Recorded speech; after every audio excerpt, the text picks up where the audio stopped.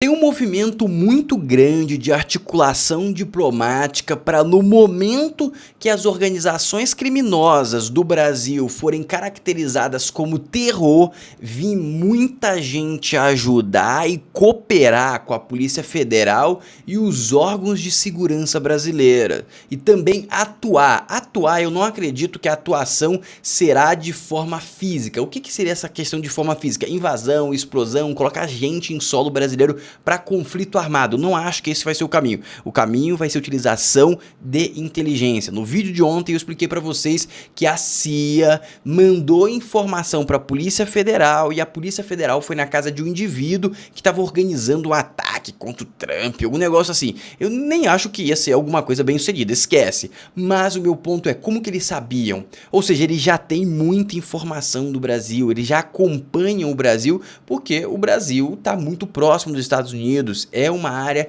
que o Trump quer ter influência e conhecimento é poder. Quando você quer influenciar algo, quando você conhece muito bem aonde você aperta o calo de cada um, é muito bom. Ou seja, já existe esse conhecimento, já existe esses dados. Eles não usam porque são dados teoricamente conquistados de forma ilegal, porque isso é espionagem, mas é uma prática que muitos países, para não dizer todos os países muito bem desenvolvidos como China, Estados Unidos e Rússia, todos têm a sua equipe de espionagem e seus órgãos de espionagem espionando todo mundo, essa é a realidade. Por exemplo, a infraestrutura 5G, existem muitos grandes boatos de especialistas e muita gente citando que existe backdoors. O que é backdoors? Quando você usa a infraestrutura da China de 5G, ela salva, filtra e manda tudo para o Estado chinês. Ou seja, imagina que um senador está falando com o presidente, ou o indivíduo está falando de propina com não sei quem, utilizando a rede 5G. Você pode ter o celular todo criptografado, não sei o quê, mas vai passar pela rede 5G. Ou seja, existe uma probabilidade razoável que caso a China queira te olhar, ela vai conseguir te olhar se você utilizar a infraestrutura 5G feita pela Huawei. Isso é um do tema, por exemplo, de um livro que eu tô lendo agora. Ele fala todo momento de crise que o Trump entrou nessa guerra contra a Huawei e ele fundamenta nesse livro o motivo que isso era muito relevante, porque é muito mais custoso qualquer outro equipamento americano de 5G. Por que o da China é mais barato? Porque a China está subsidiando a infraestrutura mundial. Mas por que um país vai financiar a infraestrutura de internet de outro país?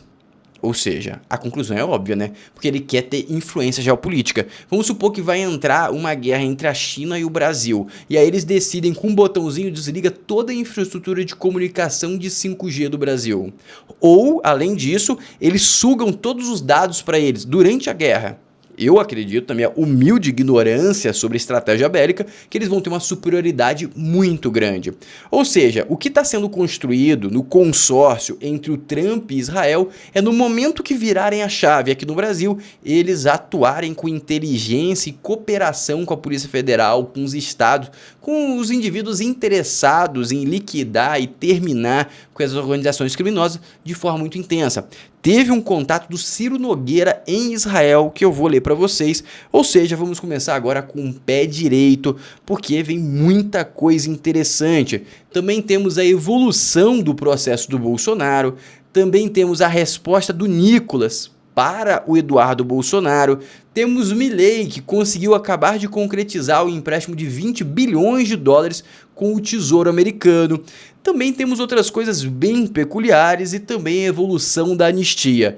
Então já curte o vídeo para dar aquela moral, se inscreve no canal para você ficar sempre informado, ativa o sininho para ajudar o YouTube a te informar, porque o YouTube às vezes não notifica, e também para cereja do bolo, entra no grupo do WhatsApp para você ser sempre informado dos vídeos e lá eu também mando comentários exclusivos, principalmente algumas coisas que eu estou aprendendo nos livros que eu estou lendo. Estou lendo nesse exato momento 2 livros e eu concluí um ontem. Então vale muito a pena, entra lá, é gratuito. O link está na descrição e também no primeiro comentário fixado. E se você quer aprender a investir em dólar, eu fiz o meu e-book por apenas R$ 49,90. Você recebe acesso a essa plataforma e aqui dentro eu vou liberar aulas em breve. E no momento que eu liberar aulas, você não vai pagar nada mais, mas eu vou aumentar bastante o preço para os novos ingressantes. Então, te convido e reforço, compre o quanto antes, esse preço é promocional.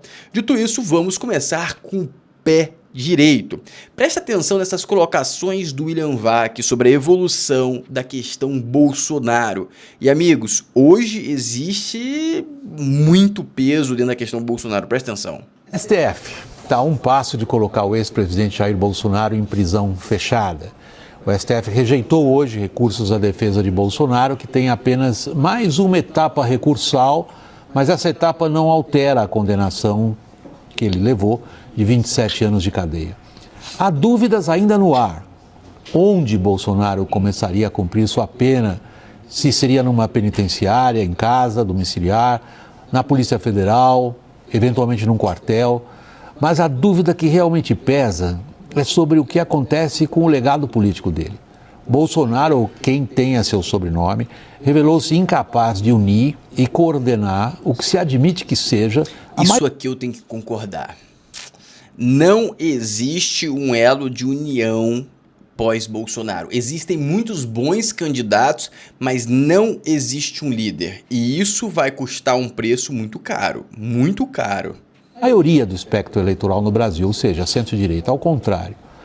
O que já se desenhava como complicado, diante da inegibilidade dele, que é anterior à condenação por tentativa de golpe de Estado no STF. Isso tornou-se agora intragável. O que é? É saber quem seria seu herdeiro político, mas não só. Em que direção e que sentido marchariam as correntes que se auto-intitulam de centro e de direita? Elas se dividiram ainda mais em torno de uma anistia, em torno de tarifaço, em torno do pedido de ajuda a Trump. E, no estrago que brigas internas no próprio bolsonarismo estão causando em bastiões tradicionais da corrente, como em Santa Catarina, por conta da escalação de candidatos ao Senado.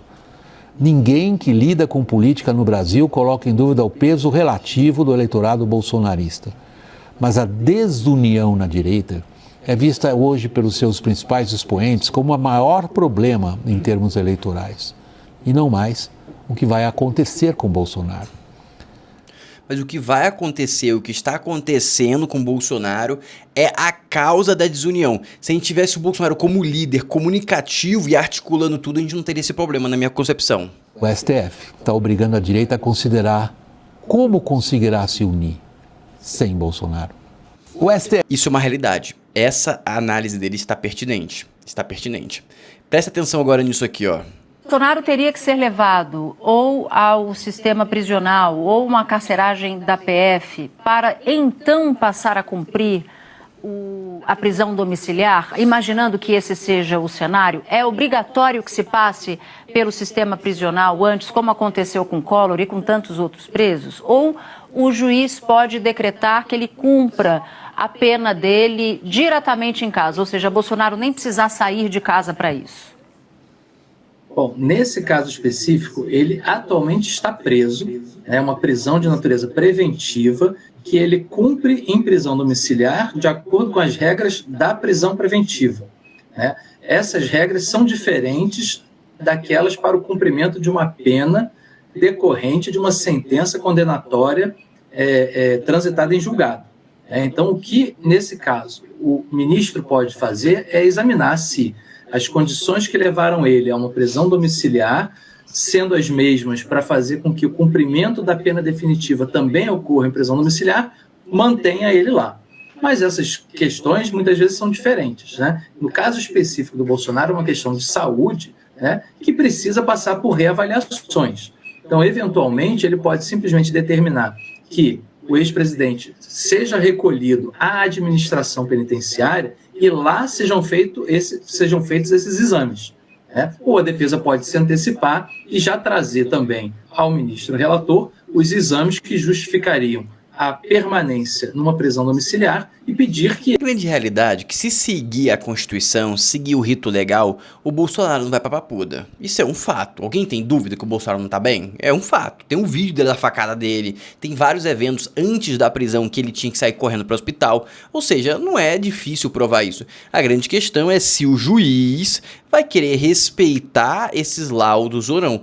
Eu acho que no final isso é fogo de palha para tentar entrar e comer a mente do do Bolsonaro, eu acho que no final ele não vai para Papuda. Mas presta atenção agora neste ponto aqui. Moraes vota para prender ex-assessor que denunciou Moraes. Isso aqui é uma primeira vergonha. turma do Supremo Tribunal Federal, porque há dois andamentos importantes. Vou falar de um deles bem recente, que é sobre o Eduardo Tagliaferro. Ele é ex-assessor do Tribunal Superior Eleitoral e já teve um voto para se transformar em réu, ou seja, para ser processado por tentativa de obstruir as investigações relacionadas a atos antidemocráticos. Esse voto foi do ministro Alexandre de Moraes, que entendeu que há elementos para que ele passe a responder a processo. Lembrando, o Tagliaferro foi denunciado por violação de sigilo, coação e obstrução da investigação e tentativa de abolição do Estado Democrático de Direito. Essa denúncia tem que ser aceita ou não. O ministro Alexandre de Moraes acha que ela tem que ser aceita e por isso votou para que ele se torne réu, ou seja, para que o Tagliaferro passe a responder processo sobre esses crimes. Ainda faltam os votos dos outros integrantes da primeira turma. Isso aqui é uma vergonha, meus amigos. O acusado tá julgando, é uma vergonha. É uma vergonha. Isso é rasgar completamente a Constituição. Agora, vamos voltar pro foco aqui. Eduardo divulga post acusando Nicolas de querer se livrar de Bolsonaro. Eu já falei dessa notícia para vocês. Isso aqui é o racha que o Vac estava falando e é o racha que eu me refiro que é custoso para a direita. E o Nicolas respondeu. E o Nicolas respondeu muito bem, tá? O Nicolas, eu acredito que ele tem um assessor de comunicação gigante, tá? Gigante. Olha isso aqui que ele respondeu. Eu vou tirar o som porque eu acho que pode dar direito autoral. Mas basicamente ele coloca com essa musiquinha aqui, ó. Com essa musiquinha. E aí coloca vários vídeos com o Bolsonaro. E não responde, não cita o Eduardo Bolsonaro, porque não dá repercussão porque o Eduardo Bolsonaro falou, e ele só coloca meio que saudades. Aí ele coloca aqui, ainda coloca nos comentários aqui, mó saudade. Você pode ver aqui, ó, mó saudade. Ou seja, foi uma comunicação perfeita, deu a resposta, tentou mostrar que ele não está querendo a saída ou prender o Bolsonaro, demonstra o apoio sem citar a acusação, mas ele faz um aceno muito grande. Ou seja, achei uma resposta muito inteligente, mas isso aqui só mostra que a gente está em guerra, né? Que a direita está em guerra e a gente vai pagar por essa guerra. Simplesmente é isso. Infelizmente, a gente vai pagar. Como assim vai pagar? Cara, toda guerra tem custo. A essência de uma guerra não é você ganhar algo. É normalmente, durante o período da guerra, é você causar mais dano no inimigo do que o custo que você paga. Como assim? Por exemplo, enviei um míssil para destruir um prédio seu na sua área. Quando eu envio, o míssil é caro. O míssil custa $1 milhão, $2 milhões.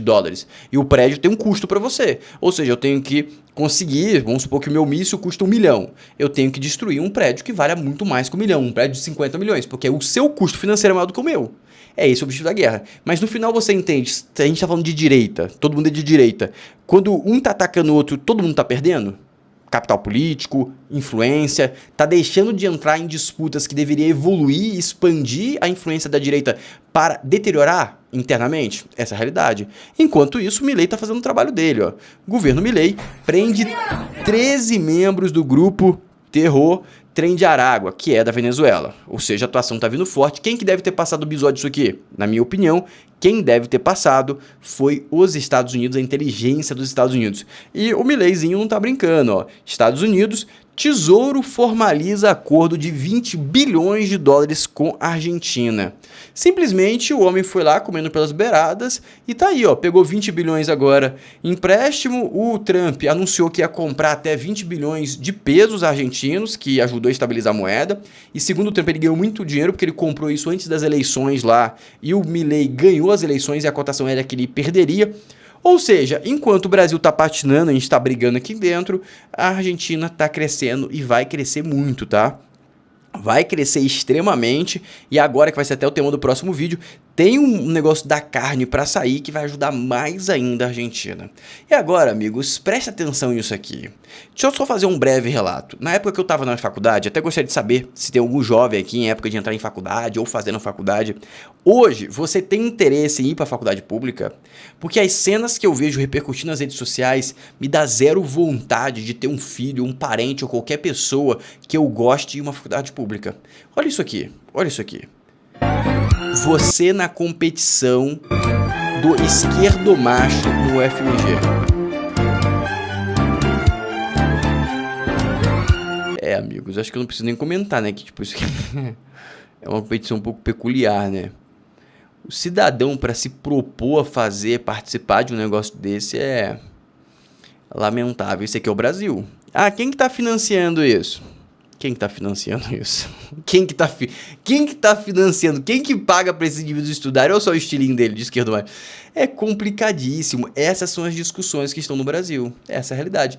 Enquanto isso, olha o que acontece nos Estados Unidos. Olha o que eles estão fazendo com quem é larápio de encomendas de terceiros. Já mostrei um vídeo desse pra vocês, que o cara ficou azul. Agora tem uma sequência de vídeos. O outro vocês gostaram, acho que vocês vão gostar desse aqui também. E até gostaria de saber se vocês querem que eu traga esse tipo de coisa.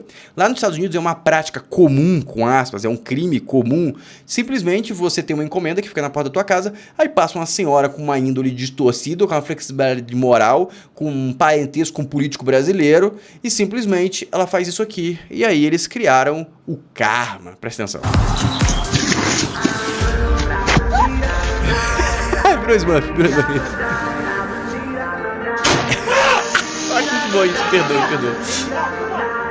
Ó, o cara fica azul.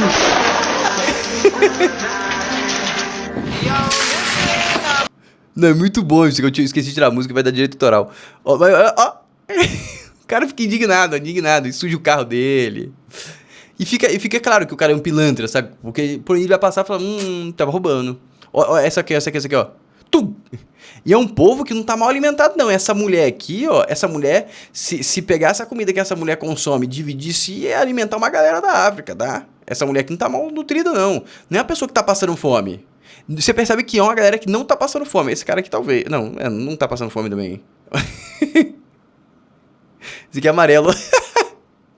Pessoal, perdão, mas eu acho que... Ó, esse aqui. Esse aqui, uma coisa que esse homem não tá passando é fome. Então não tem nem como falar, é sociedade, ele é vítima, ele quer comprar uma comida. Não, esse cara aqui, ele tem que ficar sem comer um tempo ainda. Ó, a cara do cara fica muito azul. Olha só, é muito azul. Isso é muito, ó. O negócio é muito bem feito. Ó, e é sempre um povo bem alimentado.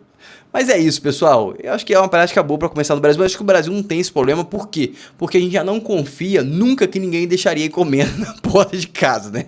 A realidade é que dentro de casa já não é tão seguro que os caras invadem. Imagina na porta de casa. Mas isso aqui é uma prática que eu acho legal, tá? Eles basicamente criam uma armadilha, colocam esses vídeos, isso que gera um efeito de dissuasão. Porque a pessoa que assiste isso aqui pensa, cara, eu não vou roubar, porque imagina se eu apareço num vídeo desse, que vergonha pra nação brasileira. Porque isso, pra nação, tipo assim, em relação à família e todo mundo.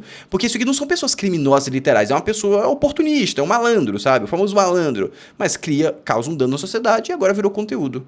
Cara, se eu estivesse nos Estados Unidos, eu super faria esse tipo de vídeo. Super faria, eu acho muito legal, eu acho muito divertido. Mas seguindo agora para a anistia. Presta atenção no que ele vai falar aqui sobre a anistia. A anistia ainda não morreu. Eles estão tentando ressuscitar, tá articulando e vão tentar votar. Presta atenção. Anistia alcança ou não alcança Jair Bolsonaro? Esse Sim. ainda é o centro desses embates, no sentido de formatar o texto? Você anistia fatos, você não anistia pessoas. Então nós estamos anistiando os fatos relativos ao dia 8 de janeiro. Você não pode simplesmente dizer esse está anistiado e esse não está anistiado. Né? A anistia, depois do regime militar, anistiou fatos. Então é isso que nós estamos insistindo ao deputado Paulinho da Força. Quero lembrar vocês que quando eu fui líder da oposição no ano passado, a pedido do presidente Bolsonaro, eu pessoalmente conversei com mais de 200 deputados dos partidos de centro, convencendo esses deputados sobre a importância da pauta. Então, o Sóstenes tem feito esse trabalho para que a pauta, o projeto de lei, chegue ao plenário com a garantia dos votos, porque a gente não pode correr o risco de levar essa pauta para o plenário e sermos derrotados. A partir do momento que a gente pedir para colocar na pauta, significa que nós temos a certeza dos votos necessários para que ele seja aprovado. A anistia alcança ou não? Ou seja, eles estão contando votos, segundo o Sóstenes, já tem voto necessário, segundo a mídia pautada, não tem. Qual que é a realidade? Na minha concepção, existe uma realidade tendendo, tá? Prestando atenção no que eu vou falar, tendendo a ter os votos. Porque se não tivesse os votos, eles deixavam pautar. Qual que é a melhor forma de você liquidar um projeto? É deixar pautar e ele perder no plenário. Não é a melhor forma? Ou seja, se eles não estão deixando, provavelmente possui uma probabilidade relativamente alta de eles conseguirem os votos necessários. Enquanto isso, entenda a criminalidade em São Paulo para vocês entenderem o nível do que a gente está trabalhando em segurança no Brasil. E olha que São Paulo é o estado que mais diminuiu aí, tá? O número de homicídios de São Paulo acho que é o menor do Brasil, ou um dos menores, presta atenção. A primeira ilustração mostrando por bairros. Vocês veem nitidamente de janeiro a agosto, números oficiais, repito, o bairro de Pinheiros se destacando com mais de 4.000 roubos. Aí a gente tem Consolação, que fica mais na região central, 3.708. República, 3.632. Isso aqui é de janeiro a agosto, tá? 2 casos, Bela Vista, 3.416, Vila Mariana, 2.757 casos de furtos e de roubos de aparelhos de celular. A ilustração na sequência mostrando os números gerais aqui da cidade de São Paulo de janeiro a agosto, mais de 124 mil. 124 mil roubos e furtos, registros por dia 511, ou seja, 1 a cada 3 minutos. Vou fazer uma estatística pra vocês que eu falei que ia fazer, só que eu não fiz, eu vou pegar em outro vídeo. Eu fiz numa live passada já. Vamos pegar aqui 511 roubos, tá? 511 roubos. Vamos considerar que é um bandido fazendo 2 roubos, tá? Um bandido fazendo 2 roubos por dia. Teoricamente, eles fazem muito mais. Vamos colocar um bandido fazendo 2 roubos e eu vou seguir pra vocês fazendo conta, beleza? Ó, vamos lá. Um bandido fazendo 2 roubos, ou seja, um bandido fazendo 2 roubos, vamos arredondar, vai dar 250 bandidos, tá? A gente tem 250 bandidos. 250 bandidos, ou seja, é 250 bandidos que aterrorizam uma cidade de 12 milhões de habitantes, se eu não me engano, São Paulo tem 12 milhões ou alguma coisa dessa grandeza. Se você prende esses 250, você acaba com a criminalidade, você acaba com todos esses roubos. Como assim, Floriano? Exatamente. Ah, mas o cara rouba todo dia? Talvez não. Vamos colocar que ele roube quantas vezes? Tá? 2 vezes por semana? Então tá bom, então a gente tem que multiplicar. E se ele vai roubar 2 vezes, a gente tem 7 dias, tem que multiplicar esse valor, se eu não me engano, por 3, se eu estiver fazendo a conta certa aqui. Mas vamos multiplicar por 4, tá? Vamos colocar que ele vai fazer um roubo por dia, tá? Basicamente, vamos colocar isso por 10, 2.500 pessoas. Se você prender 2.500 pessoas, você acaba com o roubo, teoricamente. Teoricamente. Ou seja, você não acaba com o roubo porque você solta os bandidos. Essa é a realidade, entendeu? Mas a moral da história que eu quero mostrar aqui, tem que fazer esse cálculo certinho, eu não fiz aqui, eu só joguei aqui, só pra você ter noção. Que a criminalidade de São Paulo, você tem que prender 0,02% da população pra você zerar a criminalidade. Não é diminuir, é falando zerar a criminalidade. É 0,02% da população. Porque se você tivesse 1% da população roubando e esse indivíduo fizesse um roubo por ano, tá? Um roubo por mês, por exemplo, um roubo por mês, vamos colocar 4 roubos por mês em um prazo de um ano, tá? Um roubo por mês, ou seja, ele vai 4 roubos por mês, ou seja, você vai chegar a 12 vezes 4, que vai dar 24, 48% da população. Em 2 anos, 100% da população de São Paulo teria que ser assaltada. Não sei se ficou claro, eu vou depois desenhar isso pra vocês, deixar certinho e vou apresentar isso pra vocês. Mas basicamente, se você prende essa galera, você zera o roubo.